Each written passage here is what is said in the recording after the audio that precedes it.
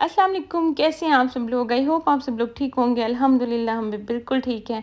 अच्छा जी, ये मैंने कुछ प्लांट्स ऑर्डर किए थे और इतने दिनों से ये ऐसे ही पड़े हुए थे और मेरे पास इनको रिपोर्ट करने का टाइम नहीं था। फाइनली आज मैंने सोचा कि मौसम भी अच्छा है और गर्मी भी इतनी ज़्यादा नहीं है, क्योंकि पिछले दिनों इतनी ज़्यादा गर्मी थी कि कोई काम करने का सवाल ही पैदा नहीं होता था। ख़ैर, मैंने सोचा कि आज मौसम अच्छा है तो फिर ये काम कर ही लेते हैं। और इतने दिनों से मैं सोच रही थी कि आप लोगों से मैं शेयर करूं कि मैंने क्यों व्लॉगिंग छोड़ी थी, और क्योंकि वो बातें बहुत ज़्यादा लंबी हैं, फिर वीडियो बहुत ज़्यादा लंबी हो जाएगी। और फिर मैंने वीडियो भी शूट इसीलिए की थी, मैंने सोचा कि सब कुछ शेयर कर लूँगी और आहिस्ता आहिस्ता मैं कम बैक करूँगी। लेकिन हुआ जैसा कुछ कि आज मेरे पास टाइम भी था, बट मेरे ना दांत में दर्द है तो मुझसे ठीक से बोला नहीं जा रहा, फ्रेश नहीं हूँ। तो मैंने सोचा कि मैं रैंडम सा व्लॉग डालती हूँ। आज मैं कुछ भी नहीं बताती, नेक्स्ट व्लॉग में देखिए ना, दाँत का दर्द ऐसी चीज़ है कि आपका मतलब बोलने का अंदाज़ ही चेंज हो जाता है। तो मेरे साथ आज कुछ ऐसे ही हो रहा है, मैं बोलना कुछ चाह रही हूँ, मेरे मुँह से निकल कुछ रहा है, बहरहाल तो चलता रहता है। ख़ैर, यहाँ पे मैंने डिसाइड कर लिया था कि कौन-सा प्लांट कहाँ पे लगेगा। अच्छा, जब ये मौसम आता है ना मानसून का, तो मुझे तो सबसे ज़्यादा क्रेज़ जो होता है ना वो प्लांट्स का ही होता है। मेरा दिल करता है, जैसे ही मौसम प्यारा होता है ना, मेरा दिल करता है मैं नर्सरी जाऊँ और वहाँ से बहुत सारे प्लांट ख़रीद कर ले आऊँ। और अक्सर ऐसा होता भी है कि जिस दिन मौसम अच्छा होता है तो मैं फिर उसी दिन जाती हूँ। क्योंकि ये जो मौसम है ना, इसमें आप कटिंग्स वगैरह लगा सकते हैं और पौधों की रिपोर्टिंग जब आप करते हैं ना, तो उसकी आपको टेंशन नहीं होती कि ये अब मर ना जाए और उसको कुछ हो ना जाए, क्योंकि ये मौसम ही ऐसा है कि इसमें आप कटिंग्स वगैरह और रिपोर्टिंग वगैरह बहुत अच्छे तरीके से कर सकते हैं। तो इन दिनों में ये वाले काम करने का मज़ा ही अलग है। तो खैर, यहाँ पे काफ़ी मुश्किल हो रही थी क्योंकि इसकी रूट वगैरह ना बाहर तक आई हुई थी। अच्छा, मैंने बड़ी कोशिश की कि ये मेरे से निकल आए, क्योंकि मैं इसको बहुत प्यार-प्यार से और बड़े नरम-नरम हाथों से निकाल रही थी, तो इसने ऐसे निकलना नहीं था। इसको थोड़े सख्त हाथ लगने थे तो इसने निकलना था। तो फिर मैंने हेल्पर की मदद से इसको निकाला और फिर इसको दूसरे प्लांट के अंदर, पॉट के अंदर डाला। तो आज के लिए माज़रत अल्फ़ाज़ उल्टे-सीधे बोलने के लिए। तो ख़ैर, यहाँ पे हमारा काम डन हो गया था अल्हम्दुलिल्लाह, 2 से ढाई घंटे लगे थे। मौसम स्टिल प्यारा ही था, तो बस इसका फ़ायदा उठाते हुए मैंने सोचा कि एक और काम कर लेते हैं। तो मैंने हस्बैंड से रिक्वेस्ट की, आप ना ये बेल को थोड़े नरम हाथों से ना निकाल दें, क्योंकि मैंने ना पिछले दिनों ग्लो की बेल लगाई थी और वो माशाल्लाह इतनी फ़ास्ट ग्रो कर रही थी। तो उसने क्या किया कि अनार के दरख्त पे चढ़ना स्टार्ट कर दिया। मैंने कहा ये तो काम ख़राब हो जाएगा अगर ये इसके ऊपर चढ़ गई तो। तो बस फिर मैंने सोचा कि मैं इसको ना दूसरी साइड पे करवा देती हूँ, इसकी डायरेक्शन चेंज करवा देती हूँ। तो बस फिर हमने हल्के हाथों से नरम-नरम इसको प्यार-प्यार से ना अनार के दरख्त से उतारा और दूसरी साइड पे कर दिया था। और दूसरा जो काम था वो माशाल्लाह से हमारे अनार काफ़ी थे जो पके हुए थे, 4-5 तो कोई तोड़ कर ही ले गया था। बाकी फिर बच्चे भी साथ के साथ मुझे कहते रहते हैं, कभी अब नमल और अमल को थोड़ा-सा है ना इसका शौक, तो वो मुझे कहती हैं कि मामा उतार दे। जो मुझे लगता है कि ये पक गया है, थोड़ा फ्रेश है, मतलब ये टूटने वाला है और माशाल्लाह से होता भी मीठा है, तो वो मैं उतार के दे देती हूँ। तो बस यहाँ पे जो बाहर वाली साइड पे थे, वो मैंने हस्बैंड से कहा था कि आप उतार दें, जो अंदर वाली साइड पे है ना घर के अंदर, तो वो मैं खुद ही उतार लूँगी। तो वो जब मैं उतारने लगी तो मैंने देखा इतना प्यारा ब्लैक कलर की चिड़िया का छोटा-सा नेस्ट बना हुआ था, और मैंने फिर ये थोड़ी-सी वीडियो बनाई। जैसे ही मैं वीडियो बनाने लगी और वो बेचारी उड़ गई। तो बस फिर मैंने उसको डिस्टर्ब करना मुनासिब नहीं समझा और मैंने ना उसके दूसरे साइड से, मतलब दूर-दूर से अनार उतार लिए थे और मैं उसके नेस्ट के पास नहीं गई थी। तो मैं यहाँ पे दिखा रही थी कि हम माशाल्लाह से हमारे अनार के दरख्त के ऊपर ना अब नए-नए फूल लगे हुए हैं। जितने फूल लगे होंगे उतना ज़्यादा ही फल होगा। तो जो पिछले अनार थे, मतलब पुराने वाले अनार थे, तो वो अब बेचारे पक के ना फटने लग गए थे। तो मैंने सोचा मैं इनको हार्वेस्ट कर लेती हूँ, क्योंकि कुछ बहुत ही ज़्यादा छोटे थे और कुछ इतने ज़्यादा पके हुए थे, तो ये आप कंडीशन देख सकते हैं। तो इनको भी मतलब देख-देख के उतारना पड़ता है। तो माशाल्लाह से बस खुशी इतनी होती है ना, अपने हाथ का फल लगाते हैं जब आप और आपके बच्चे खाते हैं, तो मुझे बहुत ही सैटिस्फैक्शन होती है। तो ये फिर जब मैं ऊपर आई, ऊपर से मैंने तार फेंकी और हस्बैंड ने उसको ग्रिल के साथ बाँध दिया। तो और अब जो मेरी ग्लो की बेल है ना वो इसी डायरेक्शन में ग्रो करेगी। तो ख़ैर ये था अगला दिन। अच्छा, मैंने ना यहाँ पे जार वग़ैरह काफ़ी दिनों से लेकर रखे हुए थे।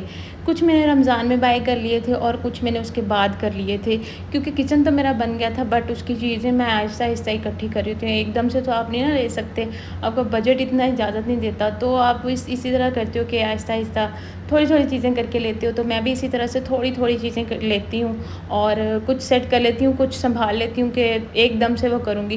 क्योंकि कुछ मैंने फिर रमज़ान में जो लिए थे वो मैंने फ़ौरन ही यूज़ कर लिए थे, उनमें चीज़ें वग़ैरह रख ली थी।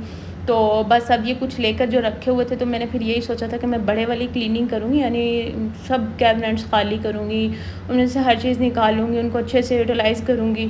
तो बस फिर मैंने सोचा कि मैं अब इनको अनबॉक्स करने लगी हूँ, तो आप लोगों से भी शेयर कर लेती हूँ। अच्छा, ये ना मैं लोकल शॉप से जब पता करने के लिए गई, ये जो बनी होती है ना $1 शॉप वग़ैरह, तो मैंने वहाँ से पता किया ना, तो उसने मुझे बताया कि ये ₹950 का एक। मैंने कहा अल्लाह! मैंने तो रमज़ान में ना ये 525 का लिया था।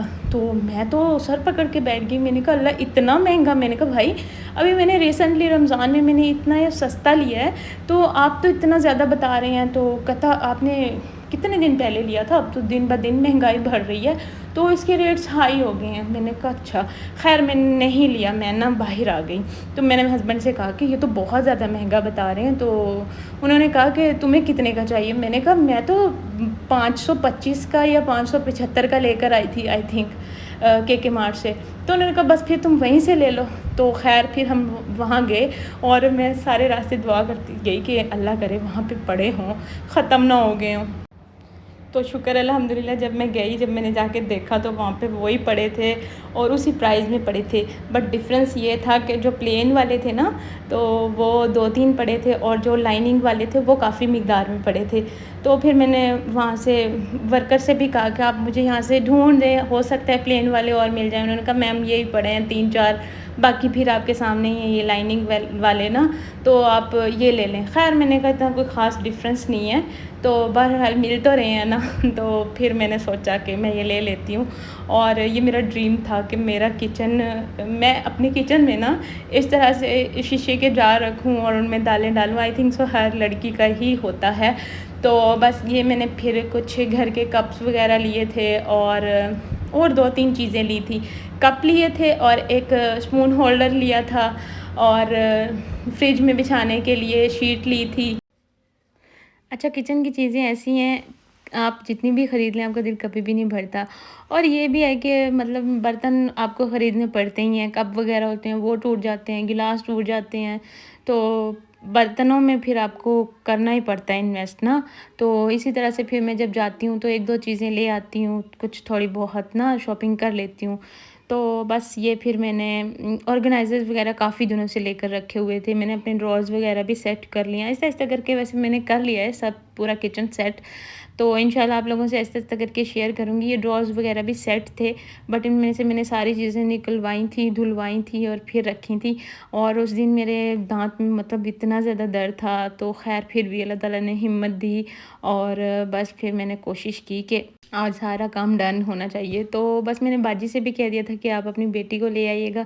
उन्होंने काफ़ी हेल्प की, तो 2 लोग वो थे, मैं, फिर हमने सारी चीज़ें खाली की यहाँ पे, मतलब बॉक्स वग़ैरह सारे खाली कर लिए थे और इसके अंदर सारी चीज़ें नए सिरे से डाल के रखी थी। अच्छा, जब तक आप अपने किचन में से सारी चीज़ों के बॉक्स खाली नहीं ना करेंगे, आपको तब तक समझ ही नहीं आएगी कि मैं क्या करूँ।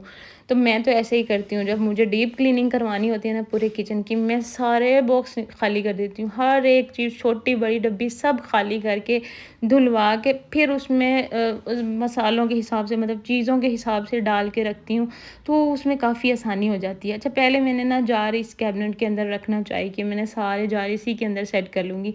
बट ये इतनी छोटी थी कि जार की लाइन नहीं बन रही थी, तो मैंने कहा नहीं, इसके अंदर से मैं निकालती हूँ, मैं साथ वाली कैबिनेट के अंदर रखती हूँ। तो बस फ़िलहाल तो जो मेरे पास थोड़ी-थोड़ी चीज़ें पड़ी थी वो सारी, मतलब फ़िलहाल मुझे ये पता चल गया था कि मुझे कौन से जार में क्या चीज़ डालनी है और किस तरह से इनको सेट करना है। ये वाली टेंशन मेरी ख़त्म हो जाएगी कि कौन सी चीज़ को मैंने कहाँ पे सेट करना है। अच्छा, मेरी ना रमज़ान में काउंटर टॉप की सेटिंग कुछ और थी और अब मैंने थोड़ी-सी चेंज की है। अब थोड़ी-सी चीज़ें और चेंज करूँगी, वो फिर इंशाल्लाह आप लोगों को दिखाऊँगी। तो बस शुक्र अल्हम्दुलिल्लाह, अल्लाह अल्लाह करके मेरा किचन पूरा हो गया था और फिर हेल्पर वगैरह जा चुकी थी, तो फिर अलीज़ा ना यहाँ पे चिप्स वगैरह बना रही। अलीज़ा को माशाल्लाह आजकल कुकिंग का शौक़ है, तो कभी बेकिंग करती रहती है, कुछ ना कुछ ट्राई करती है। तो अब मैं भी नहीं रोकती हूँ क्योंकि किचन भी थोड़ा बड़ा है और ये खुद भी थोड़ी बड़ी हो गई है ना, तो मतलब मैं अब नहीं कुछ कहती हूँ। तो मैंने मोबाइल इसका थोड़ा देखना कम किया हुआ है और मैं चाहती हूँ कि ये थोड़ी ना अपनी एक्टिविटीज़ करती रहे। तो इसके बाबा फिर आए ना, जब उन्होंने देखा कि थोड़े डार्क कर रही है ना चिप्स को, तो फिर वो इसको बता रहे थे कि तुम ना इनको ज़्यादा डार्क ना करो, थोड़ा-सा लाइट निकालोगी ना तो वो निकलने के बाद खुद ही डार्क हो जाएँगे। तो उन्होंने कहा मैं तुम्हें एक फ्राई करके दिखा देता हूँ, बाकी सबका कलर यही रहे। तो बस जी, ये थी मेरी आज की वीडियो। आई होप आप लोगों को अच्छी लगी होगी। अच्छी लगी है तो लाइक कर दें, चैनल पर न्यू है तो सब्सक्राइब कर लें और मिलते हैं नेक्स्ट वीडियो में। तब तक के लिए अल्लाह हाफ़िज़।